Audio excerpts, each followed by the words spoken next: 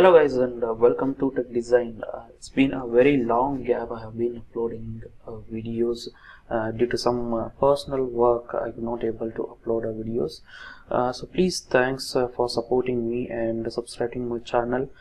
Keep subscribing and keep watching my videos, as well as share my videos to your friends so that they can learn better. So I have been seeing a lot of comments on my videos, previous videos on Sketcher and surface modeling. So my request is to for you to please comment a time frame on which you are talking about. Suppose if you are asking for any Sketcher environment, there will be a lot of circles, and you will be asking me a question why this circle is made and then trimmed into an arc. So before asking such a kind of questions, please mention the time frame, like 2 minutes 30 seconds, in which time frame you are talking about. So it will help a lot for me to directly skip into a video where your the question is arised, and I can able to answer you quickly. So this will save your time as well as my time. And I have been uploaded a lot of videos on surface modeling, which will drag you up to half an hour. So in order to answer your question, it is required for you to mention the time frame. That is very important.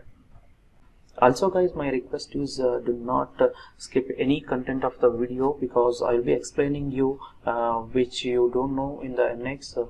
Also I'll be explaining you which already are known to you, but I'm sure that in each and every video you will have some information that will give you a lot of helpful tip for you to go and make any modeling kind of design things. So always keep in mind that you will never regret watching my full videos. So it's been a very long gap, so let us start with the sheet metal workbench, as you already know that the name of this video will be on sheet metal workbench. So we will start a sheet metal workbench, since I have been receiving a lot of requests in my mail to start a sheet metal workbench.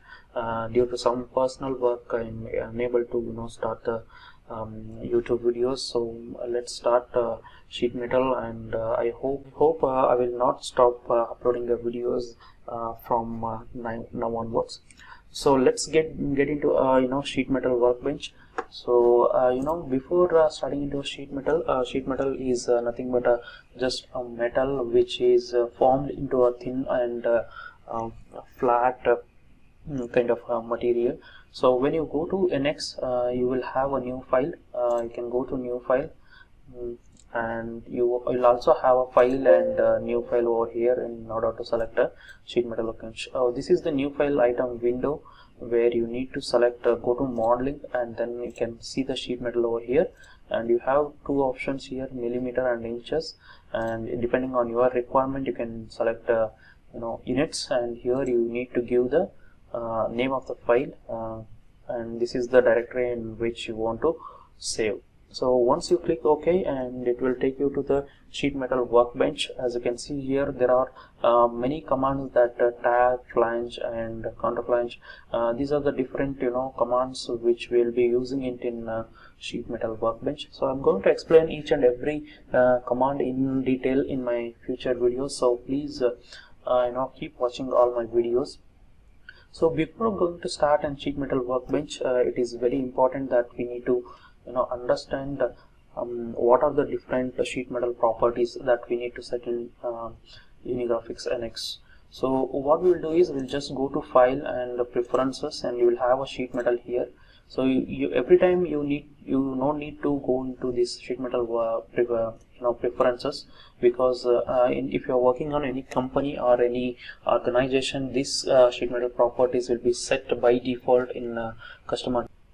So now what we have is in sheet metal part properties, we have many options over here, and the first one is value entry, and you need to enter different values over here. If you are not aware of any material, so you need to enter material thickness on which you are using it in sheet metal application, and you need to mention the bend radius. Most of the time the bend radius is always equal to a material thickness. You should not give bend radius lesser than the material thickness. So it should be more than the material thickness, or it should be equal to the material thickness. And we have a relief depth here, relief width, and the kind of relief depth and width you wanted to give, whether it is a square type or square type, circle type. You can able to select it in the customer default section. So once the value entry is done, we have suppose if you have a material and you know the material in which you are using the sheet metal workbench, by for example an aluminum material. So if you have that material, you can just go to select a material selection and select here, and depending upon this type, you can select the type, and you have a bunch of materials over here. You can select any of the material, you click OK, and by default, according to this material, the material thickness and relief, everything will be entered, and you don't have any option to manually entry all these options. So this is the one of the best advantage for you. If you have a material, you can directly select the material and you can start your application, sheet metal application. So now only these two are mostly used, and tool ID selection is we have a different type of punches and dies that are existing already in the Unigraphics library. Depending on that, we can select here. Since this is we don't have a library for this, and it is showing no downs here. So this is all about sheet metal properties, and we have one more thing very important, that is a neutral factor. So the neutral factor is actually the factor that helps to calculate the raw material shape and size that is needed to create bends in a given part. So there will be a formula on which the material thickness and material selection, how we can calculate the neutral factor. I'm not going in depth into a technical.